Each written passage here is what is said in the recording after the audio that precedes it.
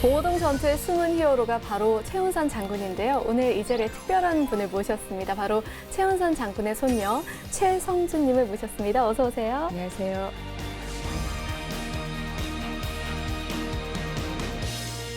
최훈선 장군님이 할아버지, 네. 그리고 최진봉 장군님이 큰할아버지가 네네. 되시는 거죠.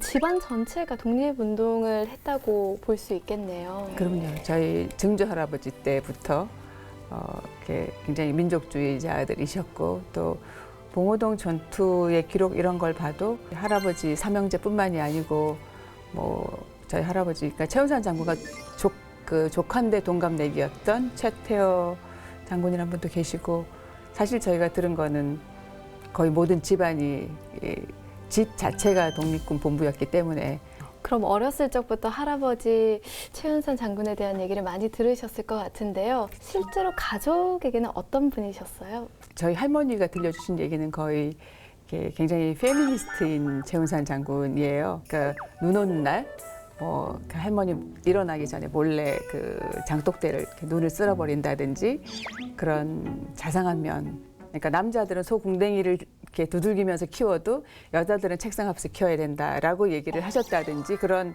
게 알려지지 않은 그런 면모라든지 그리고 사실 제가 제일 좋아했던 할아버지의 모습은 무림고수, 무술인 그리고 총솜씨가 좋은 뭐 그런 분이었기 때문에 날아가는 독수리를 이렇게 마당에 있다가 방에 이렇게 뛰어들어가서 총을 갖고 나와서 이렇게 맞춘 거라든지 또 일본군 그 헌병대 이런 데 습격전 이런 걸 하면서 전화선을 명중시켜서 그 연락 두절되게 했다든지 그런 얘기를 이제 들으면서 저는 멋있는 할아버지 이렇게 기억하면서 자랐죠. 나라를 위한 대의도 가지고 있으면서도 가족은 따뜻하게 품어주실 수 있는 분이었네요. 100주년을 맞으면서 최훈선 장군에 대한 이야기가 많이 나오고 있어요. 100주년인 만큼 최성준 님도 감회가 남다르실 것 같은데요.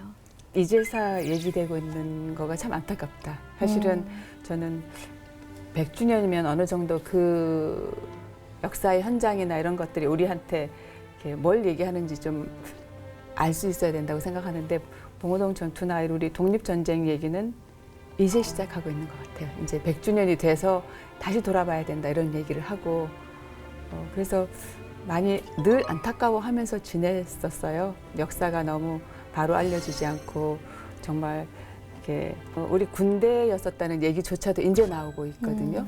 마치 그 게릴라나 민병대 같은 걸로만 이해했던 그 역사가 굉장히 안타까웠죠. 봉오동 전투가 치러졌던 그 현장에도 많이 가보셨다고 들었어요. 네. 실제로 가면 어때요? 이제 저수지 물에 담겼다 옛날에는 그렇게 네. 많이 얘기를 했어요. 근데 그 저수지에서는 정말 봉오동 전투 현장은 보이지 않거든요. 거기서 한 10km 이제 안으로 쭉 들어가야 보이는데 거기 들어가서 본부가 있었던 곳, 연병장이 있었던 곳 이런 거를 이렇게 보는 것도 굉장히 감개무량했지만 거기에서 산으로 올라가서 우리 독립군들이 봤던 참호 이렇게 이 산을 따라 이렇게 쭉 파져 있거든요. 그 참호가 거기가 이제 지금은 거의 100년의 낙엽이 쌓여가지고 또 썩고 시커먼 흙이 돼 있고 또 낙엽이 쌓여 있고 이런데 거기에 발을 딱 이렇게 집어넣는 순간 그 당시 100년 전에 그분들은 무슨 생각을 했을까? 무슨 그게 생각을 했을까요? 그 일본군이 지나가는 걸 이렇게 보잖아요. 네. 그걸 보면서 이렇게 총을 겨누고 기관총을 겨누고 대기하고 있잖아요. 그분들이 이렇게 무슨 심정으로 거기서 어떻게 서 있을까 하는 게 확 오는 거 있죠.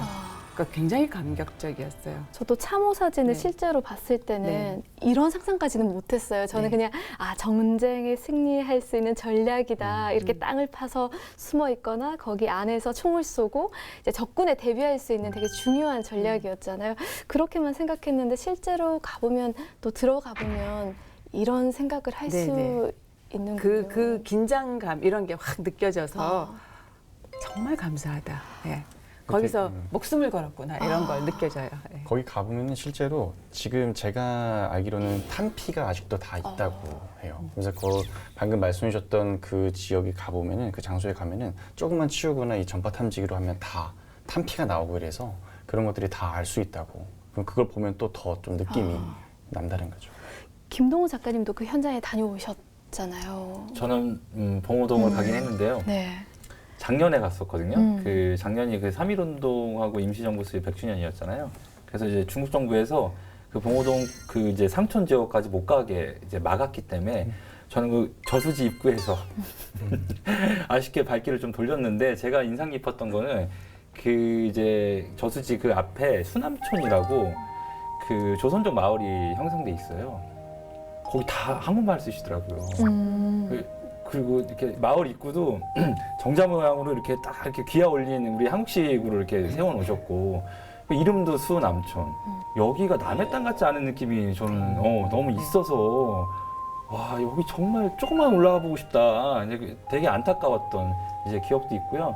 이제 가서 들어보니까 이제 탄피 말씀해 주셨는데 그때 일본군이 썼던 그 검 이런 것도 막 발굴됐잖아요. 그래서 저는 좀 기회가 되면 거기가 좀 이렇게 열리면 그 안을 기록한 사진 작가가 없어요. 그래서 거기를 정말 저는 한번 사진으로 한번 잘 한번 담아보고 싶은 생각이 있습니다. 봉오동 전투에 대해서 우리가 얘기를 많이 나눴는데 실제로 잘 알려지지 않은 부분이라든지 또 시청자분들께서 꼭 이것만 알아줬으면 한다 이런 내용이 있을까요?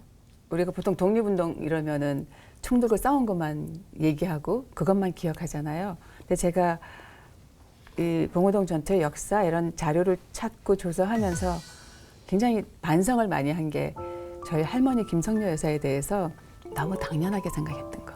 할머니는 그 훌륭한 그 장군의 부인으로서 독립군들을 밥해 먹이고 옷에 입힌 게 너무 당연한 얘기다.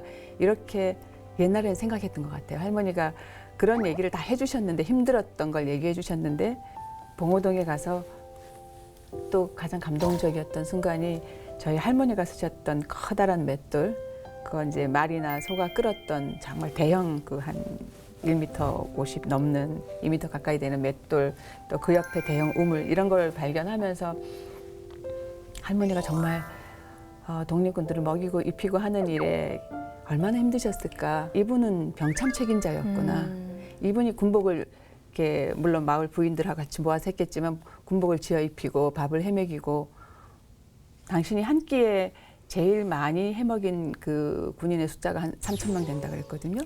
그러니까 엄청난 규모의 군대를 유지를 하면서 그거를 몇 끼 밥을 해먹이면서 내 가족은 돌볼 수가 없는 같은 부대의 일원으로서 식사 때는 나팔을 불었다 그래요.